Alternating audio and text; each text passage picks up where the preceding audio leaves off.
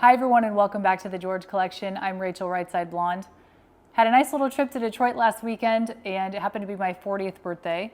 Got to meet some new friends and meet up with some old friends that I've never met in person before, and it was just a wonderful weekend.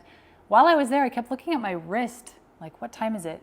I haven't worn a watch in years. I don't know why I kept doing that. I did it 3 different times and I thought, what am I doing? When I got home, guess what I got for my birthday? A watch. Wasn't even asking for it.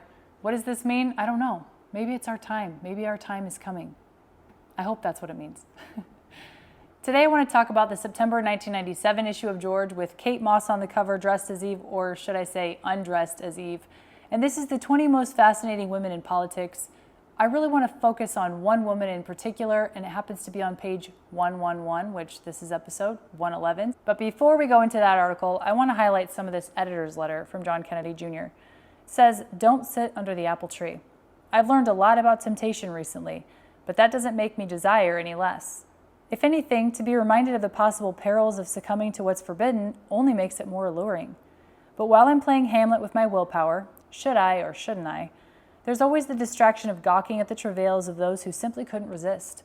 We all gather like urchins at a hanging to watch those poor souls who took a chance on fantasy and came up empty-handed, to remind ourselves to keep to the safety of the middle path."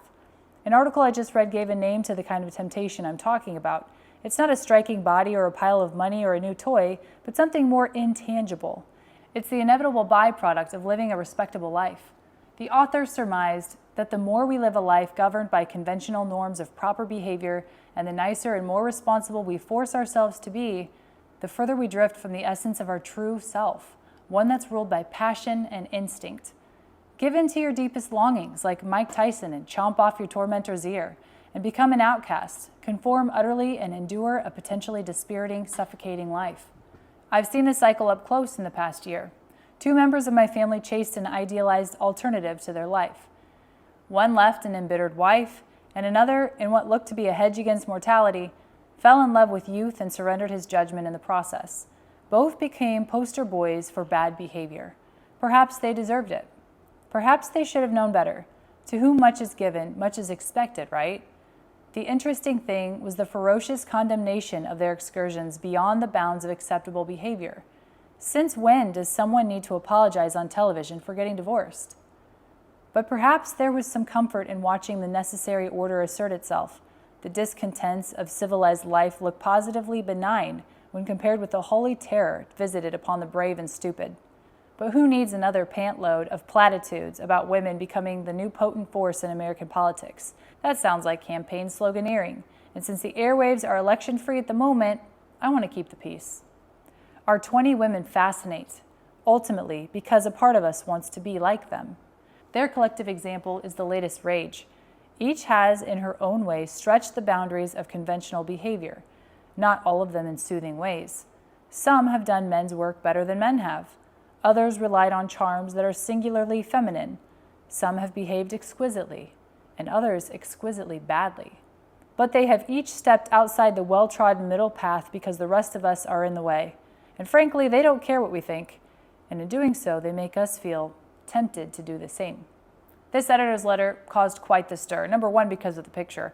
But number 2, because John called some of his family members poster boys for bad behavior. But if people would have read to the end of that paragraph, it says, "Since when does someone need to apologize on television for getting divorced?" What he's pointing out is that people realize that politicians are human. Americans mostly just want their politicians to do a good job. They're usually understanding when it comes to divorce and personal issues like that, to a degree, of course. The fact that they're living a public life doesn't make them immune to human emotion, tragedy, and problems. And I think that's what John was trying to point out with this statement, and people just took it the wrong way. The last paragraph was very interesting, and I want you to keep Hillary Clinton in mind when I read this paragraph one more time. Our 20 women fascinate ultimately because a part of us wants to be like them. Their collective example is the latest rage. Each has in her own way stretched the boundaries of conventional behavior, not all of them in soothing ways. Some have done men's work better than men have. Others relied on charms that are singularly feminine. Some have behaved exquisitely, and others exquisitely badly. But they have each stepped outside the well-trodden middle path because the rest of us are in the way. And frankly, they don't care what we think. And in doing so, they make us feel tempted to do the same. When you look at it like that, it's kind of an interesting last paragraph. Is that what he meant by this? Who knows, but I find it interesting.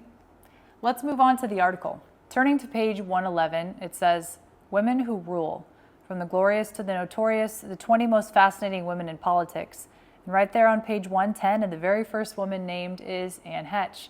We all know what happened to Anne Heche. Look one more time at that video that we saw earlier this afternoon of a car going into a house taking place there out in Mar Vista. As we can see the helicopter video there of the car in the house, you can see firefighters on the scene there taking that car out from the house. Fox 11 in Los Angeles said the driver went into that house and sparked a fire. Firefighters were on the scene just before 11 a.m.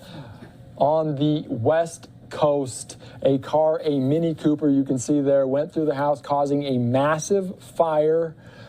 Within an hour, the firefighters, LAFD, had eventually pulled the car out of your home. You can see it was towed out of the home there. Firefighters still looking in the car to find possible survivors. The driver was rescued, as you'll see in this next little clip we're going to transition to real quick. They were taken to the hospital, as you can see there, in a hurry to get out of that car that crashed into that home. Looking into Anne Heche's past, she really had a troubled life, a troubled childhood. She came out and she said she was abused as a child, and her mother and her sister denied it. She even said her father was secretly gay and died of AIDS, and she famously dated Ellen DeGeneres for a time. What I find really interesting is the quote that she says on this article. She said, quote, "I was never going to be a person who would hide from the truth because I saw what happened to people who did." I wonder what she meant by that. I would really love to find out what exactly she meant by that.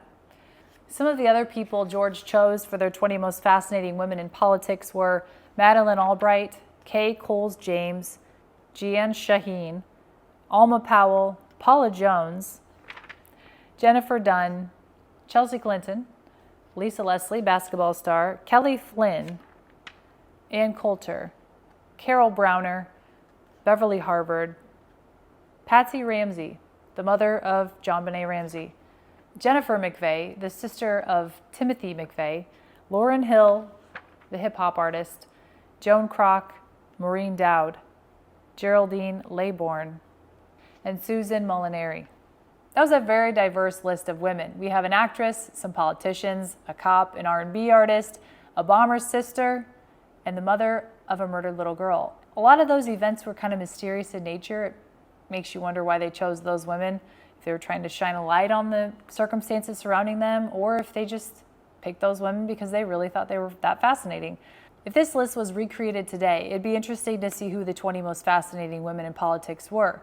Now, in today's day and age, if it's a lefty magazine, it would be all Democrats. If it were a conservative magazine, it would be 20 conservatives. Would there be a curated list of 20 truly fascinating women in politics that weren't politicized in this day and age? I don't think so. It would be very interesting to see who each side chose as their 20 most fascinating women in politics, sort of like a March Madness type thing. And then we could come up with a winner out of both sides. I think we should do it. That'd be kind of fun. I will say one more thing before I close, and I'm very passionate about this. I don't think there's a whole lot of great female role models for women under 25. And I'm talking about the Kardashians and all of this. I don't even know their names because I don't follow these women and they don't appeal to me whatsoever. But I really feel like the younger generation is being told things that aren't true, that looks are the most important thing. Obviously, we need to be healthy and we should take pride in how we appear, but that's not the most important thing out there. And unfortunately, that's kind of what we're telling kids with Instagram and all the social media that they are inundated with, all of these things, materialistic things. It seems the girls are focusing on women like that rather than the important things such as a relationship with God, a relationship with your family, setting a goal and reaching it, and not being a victim to anyone or any circumstance. That is what we should be telling our youth, and especially our young women. That does it for this episode of the George Collection. Thank you so much for watching. Have a great week, and I'll see you next time.